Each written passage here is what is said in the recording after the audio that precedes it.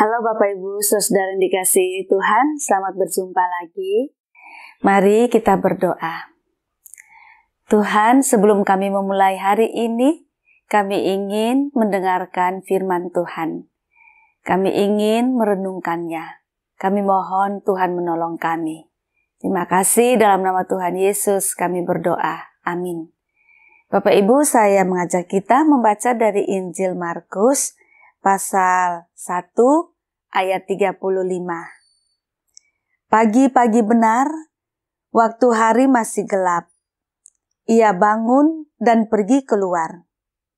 Ia pergi ke tempat yang sunyi dan berdoa di sana. Demikian jauh pembacaan firman Tuhan. Yang berbahagia adalah setiap kita yang mendengarkan firman Tuhan, memelihara serta melakukannya dalam kehidupan kita. Bapak, Ibu, saudara yang dikasihi Tuhan, melayani bisa meletihkan.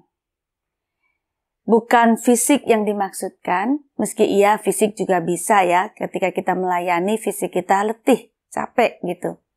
Melainkan yang saya maksudkan di sini, melayani itu bisa meletihkan mental atau jiwa kita. Kalau kita letih fisiknya, itu Bapak Ibu gampang. Tidur saja, bangun kita udah segar. Tetapi kalau keletihan jiwa, wah itu sangat sulit ya. Rasanya nggak bisa disembuhkan juga. Mungkin bisa diminimalisir gitu. Nah, Bapak Ibu Saudara, melayani meletihkan jiwa. Kenapa bisa demikian? Karena ketika kita melayani, itu bukan benda yang kita layani. Yang kita layani manusia. Dan itu bisa menguras energi kita sedemikian rupa. Bisa menguras begitu banyak hal di dalam diri kita. Itu sebabnya kita bisa menjadi letih. Ada yang mengatakan begini, lebih ringan menghancurkan batu kali yang besar daripada menghancurkan hati yang mendendam. Ini kan urusan manusia, Bapak Ibu. Kalau manusia itu sudah dendam, wah susah sekali untuk melunakkannya. Karena itu orang mengatakan lebih ringan menghancurkan batu kali yang besar. Batu kali itu sebesar apapun, dihancurin pelan-pelan bisa, Bapak Ibu Saudara. Tapi kalau menghancurkan hati yang telah mendendam, itu sangat sulit. Itu kalau melayani orang yang dendam seperti itu, sangat meletihkan. Ada yang mengatakan lebih cepat menabur benih jagung daripada menabur benih Injil. Saya juga sering menanam jagung dulu Bapak Ibu. 3 bulan kelar. Ya, Januari kita pacul tanah, bikin lubang, tanam benih jagung, 3 bulan udah tumbuh. Mungkin sekarang bisa lebih cepat ya dengan teknologi. Tetapi kalau menabur benih Injil, bertahun-tahun, puluhan tahun Bapak Ibu. Dan kita belum tahu hasilnya seperti apa, karena kan masih puluhan tahun ke depan. Lebih mudah membangun jembatan daripada membangun kepribadian murid. Bapak Ibu ya, kita semua tahulah membangun jembatan dengan uang tertentu yang kita punya, tenaga ahli, bla bla bla, bisa cepat sekali. Tetapi kalau membangun kepribadian murid, itu tidaklah cepat dan mudah. Bapak Ibu, ciri-ciri atau wujud-wujud dari orang yang letih jiwanya itu, contohnya orang kehilangan krisis motivasi. Seperti apa itu krisis motivasi? Coba Bapak Ibu pergi lihat di rumah sakit atau di klinik-klinik kesehatan. Kalau seorang perawat itu, jikalau berjumpa dengan orang sakit atau orang luka, ekspresinya biasa saja. Kalaupun dia mengasih obat, itu hanya menempel obat dan perban itu cuma begitu aja. Seperti sudah kehilangan motivasi, nggak bisa berempati lagi. Nah, itu orang kehilangan motivasi, sudah letih jiwanya. Atau orang kehilangan visi, seperti dosen atau guru yang dia sudah mengajar sedemikian rupa, dia begitu bersemangat mengajarkan kepada murid-muridnya, tapi dia melihat bahwa 20 tahun ke depan, 30 tahun ke depan sepertinya nggak ada harapan. Nah, ini orang sudah letih jiwanya Bapak Ibu, kehilangan visi. Atau orang yang stagnan.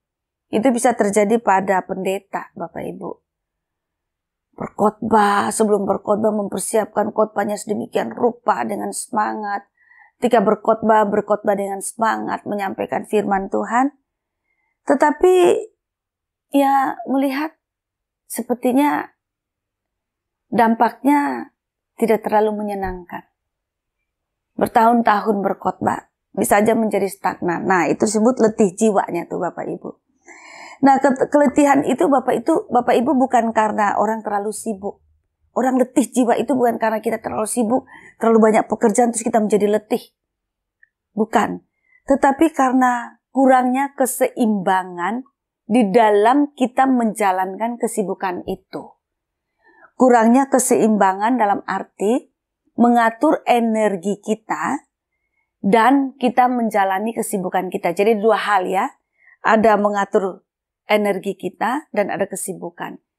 Kalau kita tidak mengatur energi kita dengan baik, di dalam kita menjalani kesibukan kita di sini, itu bisa terjadi keletihan jiwa.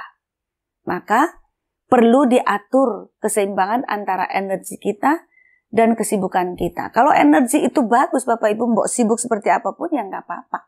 Nggak akan terjadi keletihan jiwa.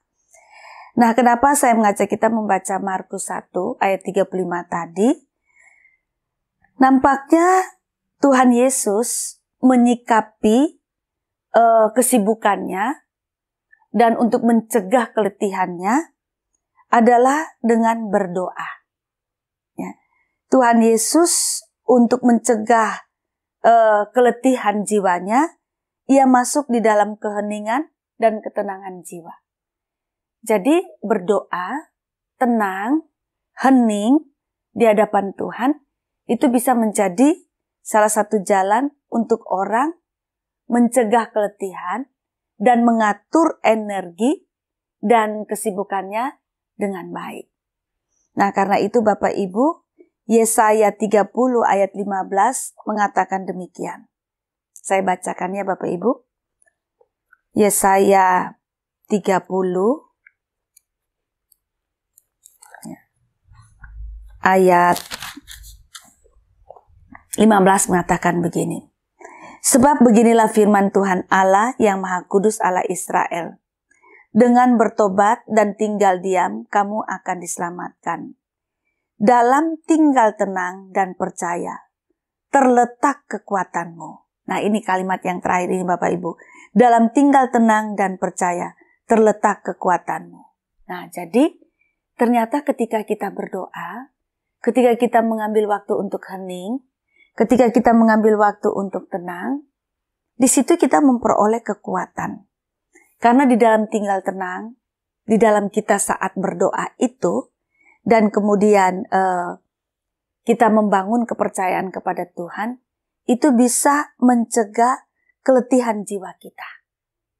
Supaya motivasi pelayanan kita, motivasi kerja kita tetap terjaga dengan baik, supaya kita tetap punya visi ke depan, supaya kita tidak stagnan tetapi kita dinamis untuk terus mengerjakan kesibukan-kesibukan kita, baik kita sebagai dokter, sebagai perawat, sebagai dosen, sebagai guru, sebagai pengusaha, sebagai pendeta dan sebagainya Bapak Ibu Saudara. Jadi mari kita bisa meniru Tuhan Yesus yang mengambil jam-jam doa, dan di dalam jam doa itu dia membangun keheningan, dia masuk dalam ketenangan jiwa, terus membangun relasi dengan Tuhan, memperoleh kekuatan dari Tuhan. Dan itu dapat membuat keseimbangan-keseimbangan di dalam kehidupan kita, termasuk di dalam kesibukan-kesibukan kehidupan kita. Di dalam rumah tangga, dalam pekerjaan, dalam pelayanan. Mari Bapak Saudara, kita terus membangun kehidupan doa kita. Tuhan menolong kita semua. Amin. Mari kita berdoa. Tuhan, kami akui bahwa salah satu saat-saat yang menyenangkan, saat-saat yang membuat kami penuh dengan sukacita, yaitu saat-saat kami berdoa, saat kami tenang di hadapan Tuhan, saat kami hening di hadapan Tuhan. kami berjumpa dengan Tuhan Sang Sumber Kehidupan, Sang Sumber Kekuatan, yang memberikan kami hikmat dan memberikan kami kekuatan, energi bagi kami untuk menjalankan segala aktivitas kesibukan kami, baik di keluarga, di rumah tangga, pernikahan, maupun tempat kami melayani bekerja, dan di tempat-tempat aktivitas kami. Kiranya Tuhan, kami senantiasa ingat akan waktu-waktu untuk bersendiri dengan Tuhan, untuk hening bersama dengan Tuhan, untuk di dalam ketenangan dengan Tuhan. Terima kasih, di dalam nama Tuhan Yesus kami berdoa. Amin.